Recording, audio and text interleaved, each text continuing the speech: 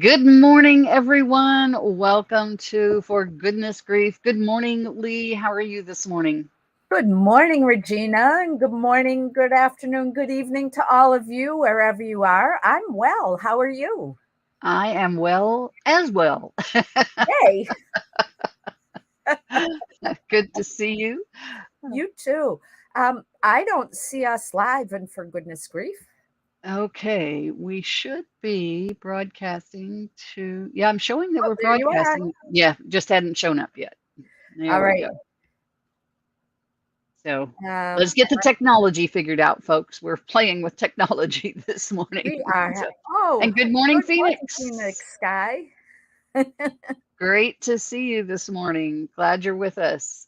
Yes. You So know what? I can't share it. You know, things are very strange in the world of technology this they morning. are indeed. So we may have to share it after it finishes, Lee. Yes. So, Yep. yes. Uh, Awesome. So, Lee, you and I were having a conversation this morning, as we always do before this show, of how we can bring the most value. And you've had a recent experience that brought some insights right. that we thought we should share. Yes, you're right, Phoenix Sky. Technology is ugh at times. And lately, more times than not, it seems. Right, it certainly seems that way. Oh, so yeah, I'll make it a brief story.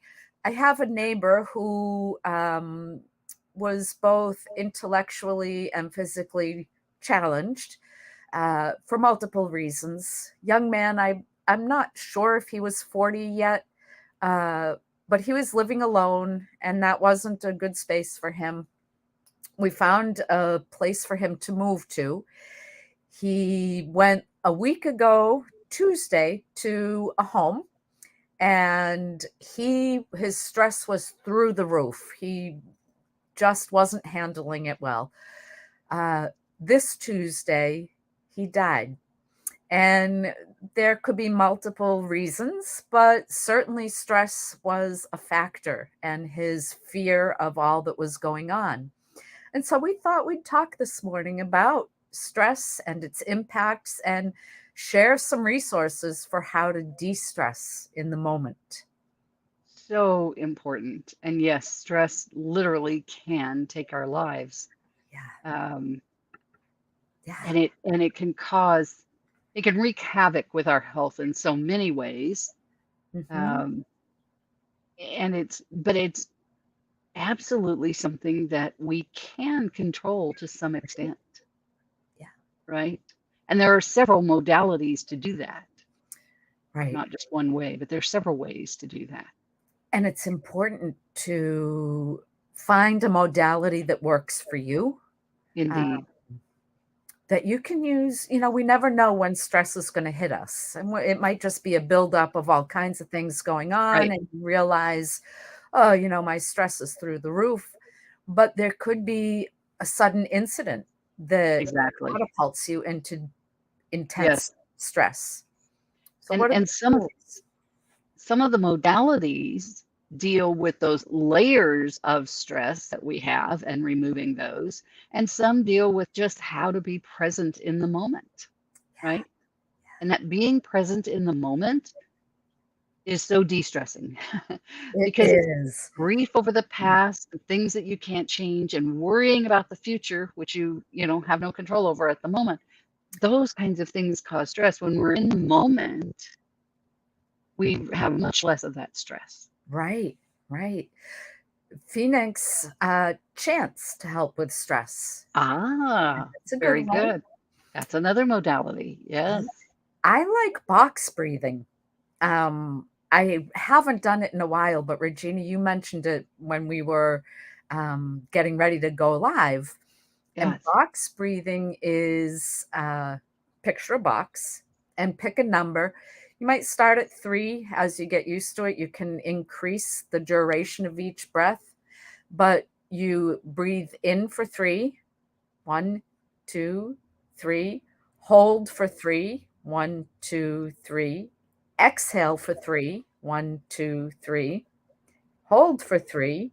And so you go around in a box like that, and it Right. really just helps to slow your breathing. Yeah, it is Yeah. interesting. And the more frequently you do it, the longer you can hold each breath. I was up to, I think it was 9 when I did it. Right. Right. Yeah, And when I went to the POTS treatment center that I was telling you about earlier, Lee, yeah. that was, one of the things that they were teaching us in terms of biofeedback kinds of things and being Mhm, able to control that stress in your body was learning how to breathe in that box format. mhm. And there are some tools out there that can help you with that as well. There's a program called Heart Math, so your heart and math, right? And there are some physical tools that you can use from them that help you to monitor your breathing, your pulse, your body temperature, because when you are stressed, your core temperature drops.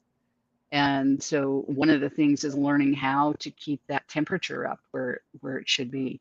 So it was a really interesting time. I spent a week there at that treatment center and learning a lot of those biofeedback things and learning how to use those. And they really helped me get through a very, very difficult time. Mhm. And I still fall back on them as needed. Um, I have a program actually on my computer and on my phone that works with a device of theirs that I can pull up and just do that. And it helps you again be present in the moment. Um, and when you're focused on that, you can't be worrying about the past or the future. Yeah, right. Yeah. So that interference, my apologies. I was making a comment to Phoenix, and we were double hearing us. And then there's another program that I've worked with over the years that is extremely powerful, and I'll give the name of it here if people want to look it up. It's called Educational Kinesiology, or Brain Gym, GYM, like exercises for the brain. Um, Brain Gym is its short name, but it's Educational Kinesiology, and a Dr. Dennison created it. Um, and it is an effective way of integrating all the parts of the brain and the body to get you past um, almost a reprogramming of the brain and body, if you will, Mhm. around a stressful incident so that it's no longer stressful to you. You replace those fight or flight experiences with whole brain thinking and whole brain functioning. So Mhm. it's extremely powerful modality. I was a practitioner of it for a number of years because it was so powerful, had made such a difference in my own life that yes, yes, brain gym.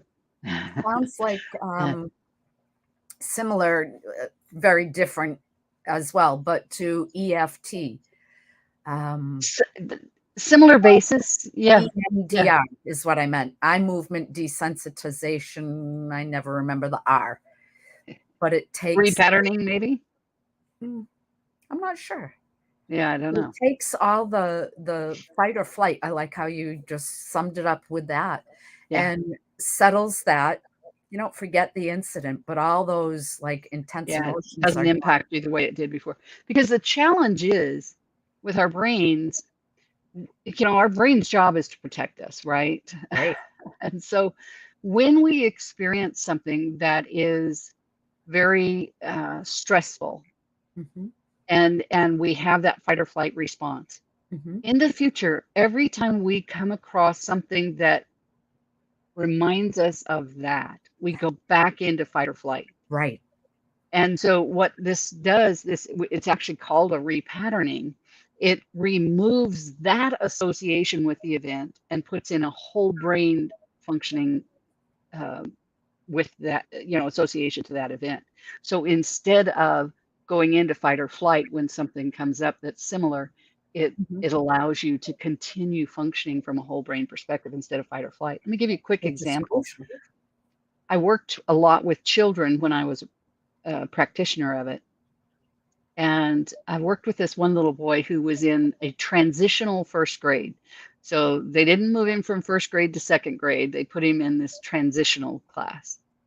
And when he was really having difficulties in school, and especially in reading. And I was a Laubach literacy tutor at the time as well. So I was tutoring him. And then when we would come to a block, then we would stop and do some brain gym around it. And he was reading consonant, vowel, consonant words, right? And so that's what we were doing this day.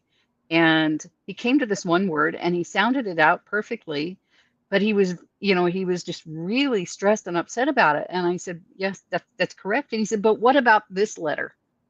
He was seeing 4 letters instead of 3. It was so impacting his vision, this stress. And the more he would read, the tighter his little face would just squinch up and his eyes would just almost go closed, And so we stopped and we did a brain gym. We call it a balance, getting everything in balance and in harmony. We called it, so we stopped and did a brain gym balance around it and went back to the reading. And he was like, wow, those letters are huge. Wow. But now he was only seeing 3, right? Instead of 4. And as I drove him back to school that day, because I would pick him up, bring him to my office, and then take him back to school.